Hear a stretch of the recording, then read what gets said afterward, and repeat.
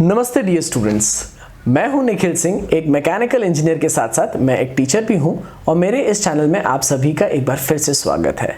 इस चैनल के ऊपर में आपको साइंस और टेक्नोलॉजी से रिलेटेड बहुत सारी इंटरेस्टिंग वीडियोस मिलेगी, तो चैनल को ज़रूर से सब्सक्राइब कर दें, बेल आइकन दबा दें और वीडियो को लाइक कर दें क्योंकि इसको बनाने में काफ़ी मेहनत लगती है। आज मैं आपको एक इंटरेस्टिंग चीज़ ये बताने वाला हूँ कि देखिए ये मिरर जो है this is basically a convex mirror. तो ये जो गाड़ियों में मिरर होती है जिसमें लिखा होता है objects in the mirror are closer than they appear, तो ये रियर व्यू मिरर है। तो रियर व्यू मिरर पीछे देखने में गाड़ियों में जो होता है वो मिरर है। ऐसा क्यों लिखा होता है, ठीक है? तो शुरू करने के पहले एक ब्रीफ हम देखते हैं। कॉन्वेक्स मिरर है ये, जिसके बारे में मैंने यहाँ डिटेल में बताया हुआ है, आप जाके चेक कर लें। तो इसकी रे डायग्राम पहले बनाएंगे। तो दो केसेस होती है। पहली केस ऑब्जेक्ट इन्फिनिटी पे है। इन्फिनिटी मतलब फोकल लेंथ जितना भी है आपके मिरर का उसका 10 गुना डिस्टेंस या उससे ज़्यादा दूरी पे ऑब्जेक्ट है, और दूसरा पोल के आगे है।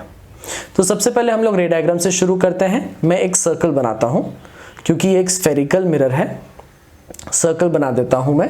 ये कॉन्वेक्स मिरर, यहाँ पे ऑब्जेक्ट है, इसको पूरा गोल घुमाओ तो सर्कल मिलेगा। मान लीजिए जो सर्कल है ये तो बड़े कर्वेचर का है, इसका रेडियस ऑफ कर्वेचर बहुत बड़ा है इसीलिए फ्लैट दिख रहा है, ठीक है? तो देखिए एक सर्कल से शुरू करता हूँ। मैंने एक 4 सेंटीमीटर का सर्कल ले लिया। वो बनाने के बाद में मुझे सिर्फ उसका कॉन्वेक्स साइड चाहिए, तो मैंने कॉन्वेक्स को यहाँ पे मरून या रेड कलर कह लीजिए उससे कलर कर दिया।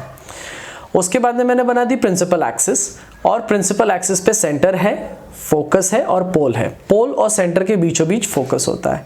फिर मैंने बना दी हैचिंग लाइंस, HATCHING लाइंस। इसका मतलब होता है कि लाइट जब गिरेगी तो मिरर के आर पार नहीं जाएगी, वो बाउंस हो जाएगी। ये डायग्राम 2 बार ले लिया, ठीक है? थोड़ा शॉर्टकट। अब ऑब्जेक्ट अगर इन्फिनिटी पे है तो सारी की सारी रेज मान लीजिए पैरेलल आती है, और ये रूल है, if the rays are parallel to the principal axis after reflection they will pass through focus. तो देखिए फोकस से जा रही है, दोनों रेज आ रही है, फोकस से जा रही है। लेकिन सर हैचिंग लाइंस का मतलब क्या था? लाइट अंदर नहीं जा पाएगी, तो रे आके फोकस में कैसे जाएगी? हाँ, तो नहीं जाएगी। तो रे आएगी, टकरा के फोकस में जाने की जगह वो टकरा के बाउंस बैक हो जाएगी। देखिए ऐसे ऊपर वाली रे आके फोकस पे नहीं जाएगी, सरफेस कर्व्ड है तो टकरा के ऊपर निकल जाएगी, नीचे वाली रे नीचे चली जाएगी। जहां इंटरसेक्शन होता है वहां इमेज मिलती है। लेकिन सर दोनों आके तो ऐसे चली गई, ये दोनों आई और ऐसे चली गई, इंटरसेक्शन तो है ही नहीं। हाँ, तो करवाओ, देखो पीछे कराओ, पीछे फोकस पे दोनों ऐसे आके मिलते हुए लगेंगे। तो इमेज कहाँ बनी? At focus. कैसी बनी? पीछे बनी तो काल्पनिक है, पीछे तो बन नहीं सकती, वर्चुअल।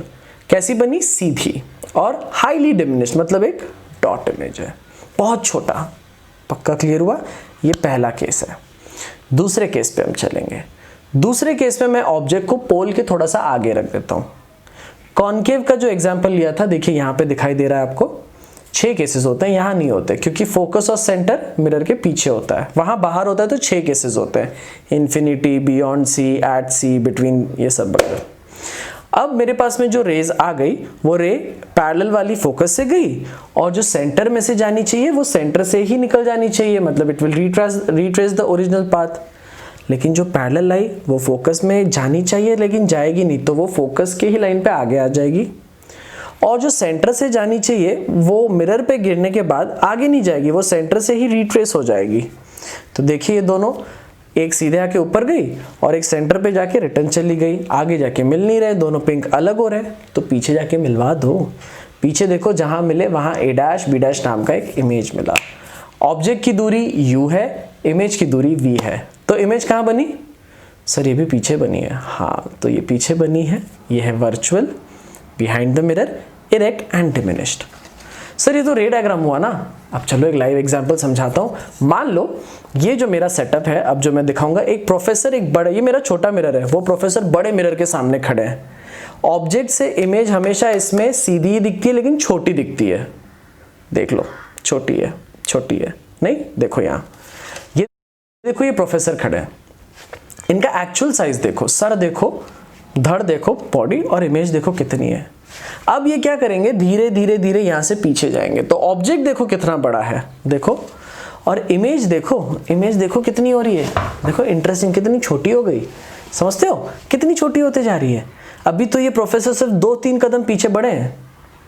अब ये आदमी जैसे थोड़ा और पीछे आएगा, थोड़ा थोड़ा पीछे, देखो इमेज कितनी फटाफट छोटी होते जाएगी। देख रहे हो, देखो इमेज देखो, डॉट, इमेज देखो, डॉट। देखो फिर से दिखा रहा हूं, देखो आदमी धीरे धीरे पीछे आया। Let's pause. अब देखो ये आदमी कितना सा दिख रहा है कितना बड़ा है, कितना बड़ा दिखाई कितना सा दे रहा है। बस यही चीज होती है आपके गाड़ियों के मिरर में। मान लो मैं गाड़ी चला रहा हूं और मेरे गाड़ी में ये मिरर लगी है, मैं आईने में पीछे देख रहा हूं। इस इतने से मिरर में मुझे पीछे का पूरा वर्ल्ड दिखाई दे सकता है, सॉर्ट ऑफ। बड़ी बड़ी ट्रक वर्क इतने में दिखती है। कैसे?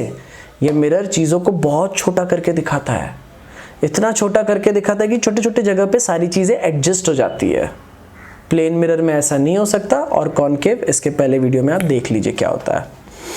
तो होगा क्या कि जब मैं ना गाड़ी चला रहा हूँ और मैं ना इसमें एक बड़ी सी ट्रक को देख रहा हूँ, तो बड़ी ट्रक तो इसमें दिखाई छोटी सी देगी। तो हमारा दिमाग कैलकुलेट करेगा, अरे कोई चीज़ छोटी दिख रही है। देखो घर के बालकनी में खड़े हो जाओ और एक पहाड़ को देखो, बड़े दूर वाला पहाड़ छोटा दिखता है, पास जाओगे तो बड़ा दिखेगा। तो हमारा दिमाग उल्टा कैलकुलेट करता है, कोई चीज़ छोटी दिख रही है मतलब अरे दूर है, बहुत दूर है। यही चीज़ नहीं होनी चाहिए। इसीलिए यहाँ इंग्लिश में लिखा रहता है objects in the mirror are closer than they appear. देखो समझ में आया ये चीज़। तो आशा करता हूँ आपको वीडियो समझ में आ गया होगा। प्लीज़ इसे लाइक ज़रूर करें और जितना हो सके अपने दोस्तों के साथ शेयर करें।